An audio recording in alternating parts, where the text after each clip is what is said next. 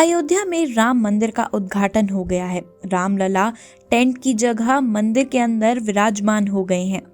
मंदिर के निर्माण से पहले राम मंदिर के कुछ इतिहास के किस्से भी रहे हैं। आइए आज की वीडियो में हम भव्य राम मंदिर के इतिहास से जुड़ी कुछ बातों के बारे में बात करते हैं। कहते हैं कि भगवान श्री राम के जल समाधि लेने के पश्चात अयोध्या कुछ काल के लिए उजाड़ सी हो गई थी, लेकिन उनकी जन्मभूमि पर बना महल वैसा का वैसा ही था। भगवान श्री राम के पुत्र कुश ने एक बार पुनः राजधानी अयोध्या का पुनर्निर्माण करवाया था। इस निर्माण के बाद सूर्यवंश की अगली 44 पीढ़ियों तक इसका अस्तित्व आखिरी राजा महाराजा बृहद्दल तक अपने चरम पर रहा। कौशल राज बृहद्दल की मृत्यु महाभारत युद्ध में अभिमन्यु के हाथों हुई थी।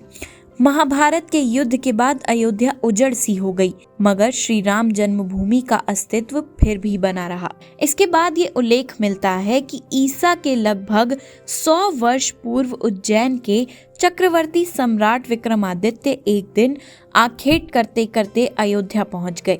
विक्रमादित्य को इस भूमि में कुछ चमत्कार दिखाई देने लगे।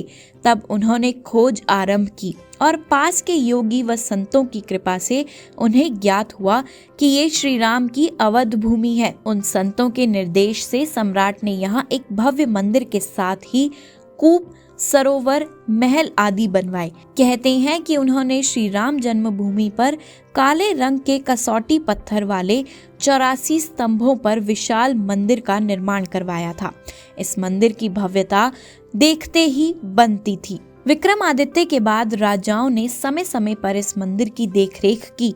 उन्हीं में से एक शुंग वंश के प्रथम शासक पुष्यमित्र शुंग ने भी मंदिर का जीर्णोद्धार करवाया था। पुष्यमित्र का एक शिलालेख अयोध्या से प्राप्त हुआ था, जिसमें उसे सेनापति कहा गया है तथा उसके द्वारा 2 अश्वमेध यज्ञों के किए जाने का वर्णन है। अनेक अभिलेखों से ज्ञात होता है कि गुप्त वंशीय चंद्रगुप्त द्वितीय के समय और तत्पश्चात काफी समय तक अयोध्या गुप्त साम्राज्य की राजधानी थी। गुप्तकालीन महाकवि कालिदास ने अयोध्या का रघुवंश में कई बार उल्लेख किया है। इसके बाद कहते हैं कि चीनी भिक्षु फा हियान ने यहाँ देखा कि कई बौद्ध मठों का रिकॉर्ड रखा गया है।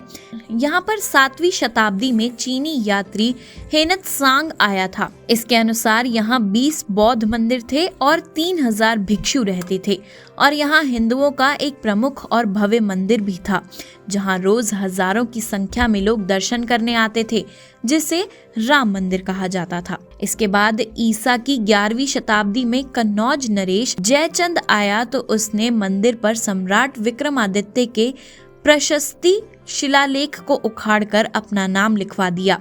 पानीपत के युद्ध के बाद जयचंद का भी अंत हो गया। इसके बाद भारतवर्ष पर आक्रांताओं का आक्रमण और बढ़ गया। आक्रमणकारियों ने काशी, मथुरा के साथ ही अयोध्या में भी लूटपाट की और पुजारियों की हत्या कर मूर्तियां तोड़ने का क्रम जारी रखा।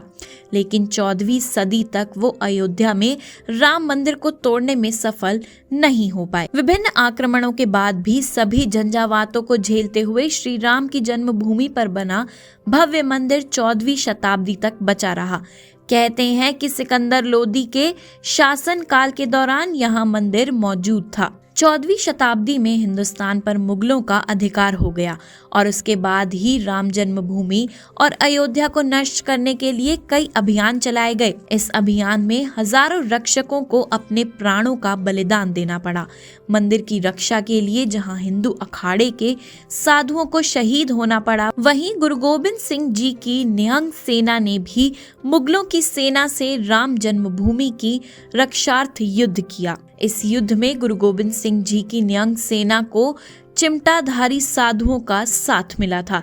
कहते हैं कि मुगलों की शाही सेना के हमले की खबर जैसे ही चिमटाधारी साधु बाबा वैष्णव दास को लगी तो उन्होंने गुरु गोबिंद सिंह जी से मदद मांगी और गुरु गोबिंद सिंह जी ने तुरंत ही अपनी सेना भेज दी थी। अंततः 1527 से 28 में अयोध्या में स्थित भव्य राम मंदिर को तोड़ दिया गया और उसकी जगह बाबरी ढांचा खड़ा किया गया था। कहते हैं कि मुगल साम्राज्य के संस्थापक बाबर के एक सेनापति ने बिहार अभियान के समय अयोध्या में श्री राम के जन्म स्थान पर स्थित प्राचीन और भव्य मंदिर को तोड़कर एक मस्जिद बनवाई थी, जो 1992 तक विद्यमान थी। तो ये थी राम मंदिर से जुड़ी इतिहास की बातें। कैसी लगी आपको ये जानकारी, हमें कमेंट्स में ज़रूर बताएं। वीडियो पसंद आई हो तो वीडियो को लाइक करें और सभी के साथ शेयर भी करें। ऐसी और भी जानकारी पाने के लिए अभी सब्सक्राइब करिए हमारे चैनल को।